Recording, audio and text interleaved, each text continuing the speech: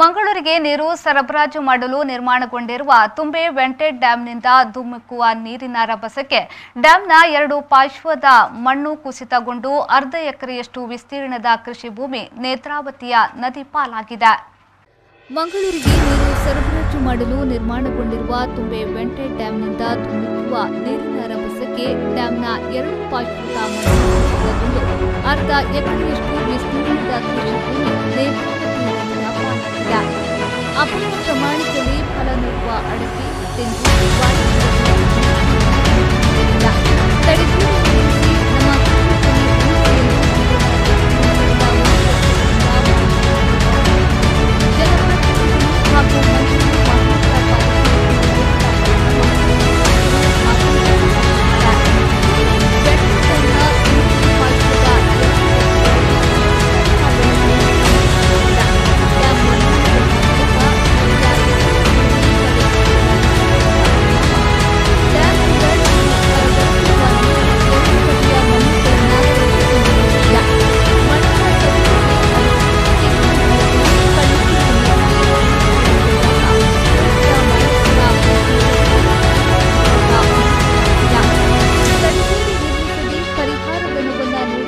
ಮಂಗಳೂರು ಮಹಾನಗರ ಪಾಲಿಕೆ ಸತಾಯಿಸುತ್ತಿದೆ.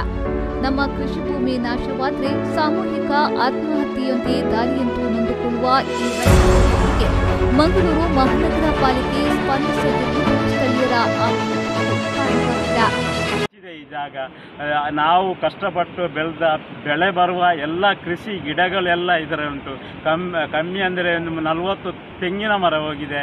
ಆನಂತರ ಇದು 150-250 ಇದು ಬಾಳೆ ಗಿಡ ಹೋಗಿದೆ. ಆನಂತರ ಸಾಧಾರಣ ಒಂದು 250 ಇದು ಹೋಗಿದೆ, ಇದು ಅಡಕೆ ಗಿಡ ಹೋಗಿದೆ.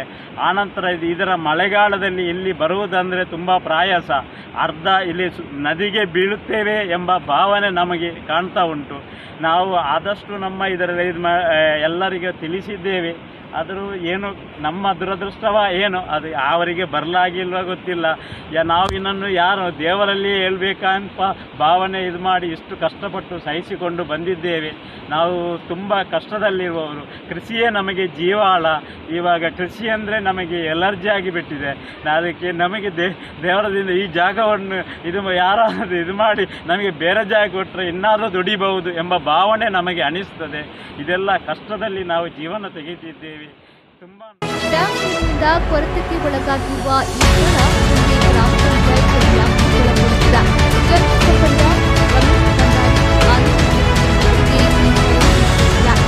ಕಳೆದ 3 ವರ್ಷದಿಂದ ನೀರಿನ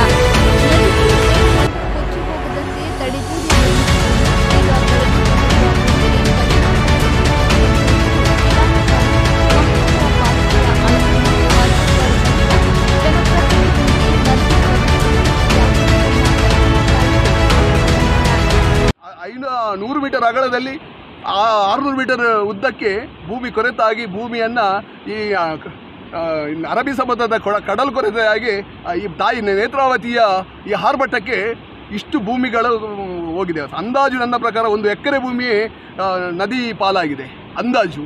ಅದು ಎಡ ಮತ್ತು ಬಲ 2 ಕಡೆಯಲ್ಲಿಯೂ. ಒಂದು ಸಜಿಪನಡು, ಈಚೆದು ತುಂಬೆ ಗ್ರಾಮ ಪಂಚಾಯತಿ ವ್ಯಾಪ್ತಿಯಲ್ಲಿ. ಈ ಜನರಿಗೆ ನಿಜವಾಗಿ ಏನಾಗಬೇಕಿತ್ತಂದರೆ ಪರಿಹಾರ ಸಿಗಬೇಕಿತ್ತು. ಇಲ್ಲಿಗೆ ಒಳ್ಳೆಯ ರೀತಿಯಲ್ಲಿ ಒಂದು 500 ಮೀಟರ್ ಉದ್ದಕ್ಕೆ ಒಂದು 20-25 ಮೀಟರ್ ಎತ್ತರಕ್ಕೆ ಫೀಟ್ ಎತ್ತರಕ್ಕೆ ಒಂದು ತಡೆಗೋಡೆಯನ್ನು ನಿರ್ಮಿಸಿಕೊಡಬೇಕಿತ್ತು. ಇದು ಸರ್ಕಾರದ ಒಂದು ಬದ್ಧತೆ ಇರಬೇಕಿತ್ತು. ಈ ಸರ್ಕಾರಕ್ಕೆ ಯಾರು ಇವತ್ತು ಮಂಗಳೂರು ಮಹಾನಗರ ಪಾಲಿಕೆಗೆ ನಮ್ಮ ಕಡೆಯಿಂದ ನೀರು ಹೋಗ್ತದೆ. ನೀರು ಹೋಗುವಾಗ ಈ ಭಾಗದ ಜನರು ತುಂಬ ಕಷ್ಟ ನಷ್ಟಗಳನ್ನು ಅನುಭವಿಸ್ತಾರೆ. ವಿಶೇಷವಾಗಿ ಯಾವುದೇ ಸೂಚನೆ ಇಲ್ಲದೆ ಒಮ್ಮೆಲೆ ನೀರು ಬಿಡೋದು, ಅಲ್ಲಿ ಯಾವುದಾದ್ರೂ ದೋಣಿಯಲ್ಲಿ ಸಂಚರಿಸುವವರ ಪ್ರಾಣಾಪಾಯ ಬರುವುದು, ಯಾರಾದರೂ ಗೊತ್ತಿಲ್ಲದ ಹೊತ್ತಿಗೆ ಬೇಸಿಗೆ ಸಂದರ್ಭದಲ್ಲಿ ಸಡನ್ ನೀರು ಬಿಡುವುದರಿಂದ ಎಷ್ಟೋ ಪ್ರಾಣಗಳು ಹೋಗಿದೆ ನಮ್ಮ ಬಳ್ಳಾರಿ ಆಚೆ ನದಿ ಕಿನಾರೆ ಪಕ್ಕದಲ್ಲಿ. ಇಂಥ ಪರಿಸ್ಥಿತಿಗಳು, ನಮ್ಮ ಜೀವ ಹಾನಿಗಳು, ನಮ್ಮ ಬೆಳೆನ ನಾಶಗಳು ಹೀಗೆ ನಿರಂತರವಾಗಿ ನಮ್ಮ ಗ್ರಾಮದ